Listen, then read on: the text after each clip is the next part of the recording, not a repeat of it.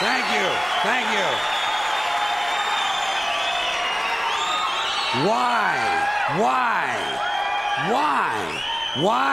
Why is it that most of the people who are against abortion are people you wouldn't want to fuck in the first place, huh?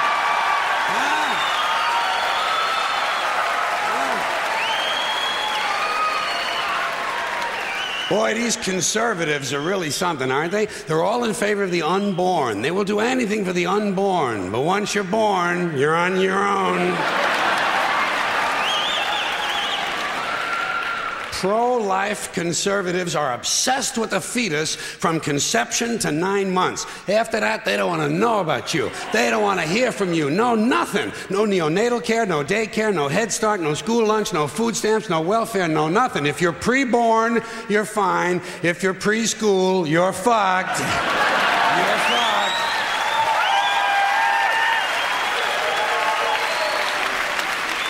Conservatives don't give a shit about you until you reach military age. Then they think you are just fine, just what they've been looking for. Conservatives want live babies so they can raise them to be dead soldiers. Pro-life. Pro-life. These people aren't pro-life, they're killing doctors. What kind of pro-life is that? What, they'll do anything they can to save a fetus, but if it grows up to be a doctor, they just might have to kill it? They're not pro-life. You know what they are? They're anti-woman. Simple as it gets. Anti-woman. They don't like them. They don't like women.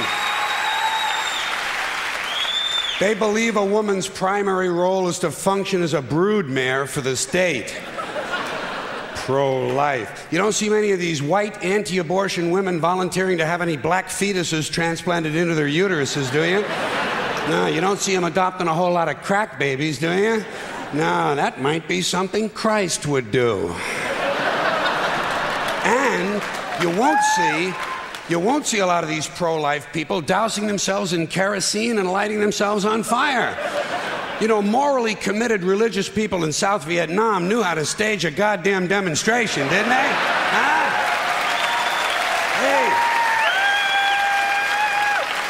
Hey. They knew how to put on a fucking protest. Light yourself on fire! Come on, you moral crusaders, let's see a little smoke to match that fire in your belly. Here's another question I have. How come when it's us, it's an abortion, and when it's a chicken, it's an omelet?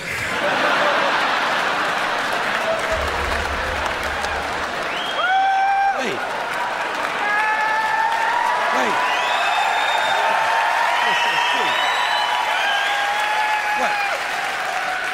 What? Are we so much better than chickens all of a sudden? When did this happen, that we passed chickens in goodness? Name 6 ways we're better than chickens. See, nobody can do it. You know why? Because chickens are decent people. You don't see chickens hanging around in drug gangs, do you? You don't see a chicken strapping some guy to a chair and hooking up his nuts to a car battery, do you? When's the last chicken you heard about came home from work and beat the shit out of his hen, huh? Doesn't happen. Because chickens are decent people. But let's get back to this abortion shit. Now, is a fetus a human being? This seems to be the central question. Well, if a fetus is a human being, how come the census doesn't count them? If a fetus is a human being, how come when there's a miscarriage, they don't have a funeral? If a fetus is a human being, how come people say we have 2 children and 1 on the way, instead of saying we have 3 children?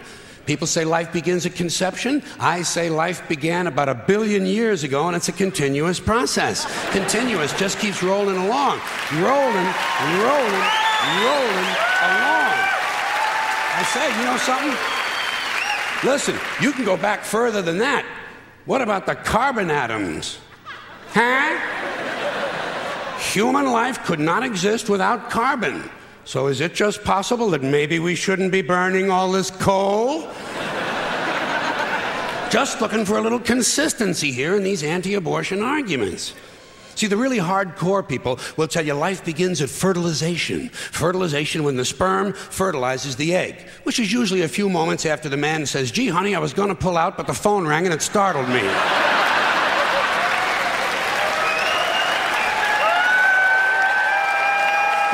ejaculation. But even after the egg is fertilized, it's still 6 or 7 days before it reaches the uterus and pregnancy begins. And not every egg makes it that far. 80% of a woman's fertilized eggs are rinsed and flushed out of her body once a month during those delightful few days she has. They wind up on sanitary napkins, and yet they are fertilized eggs. So basically what these anti-abortion people are telling us is that any woman who's had more than one period is a serial killer. Consistency. Hey, if they really want to get serious, what about all the sperm that are wasted when the state executes a condemned man and one of these pro-life guys who's watching comes in his pants, huh? Here's a guy standing over there with his jockey shorts full of little Vinnies and Debbies, and nobody's saying a word to that guy. Not every ejaculation deserves a name. Now, speaking of consistency, Catholics, which I was until I reached the age of reason,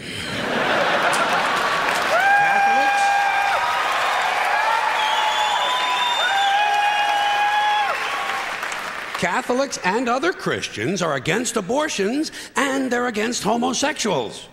Well, who has less abortions than homosexuals? Leave these fucking people alone, for Christ's sakes. Here is an entire class of people guaranteed never to have an abortion. And the Catholics and Christians are just tossing them aside. You'd think they'd make natural allies. Go look for consistency in religion. And speaking of my friends, the Catholics, when John Cardinal O'Connor of New York and some of these other cardinals and bishops have experienced their first pregnancies and their first labor pains and they've raised a couple of children on minimum wage, then I'll be glad to hear what they have to say about abortion. I'm sure it'll be interesting. Enlightening, too. But in the meantime, what they ought to be doing is telling these priests who took a vow of chastity to keep their hands off the altar boys. Keep your hands to yourself, Father. You know? When Jesus said, "Suffer the little children, come unto me," that's not what he was talking about.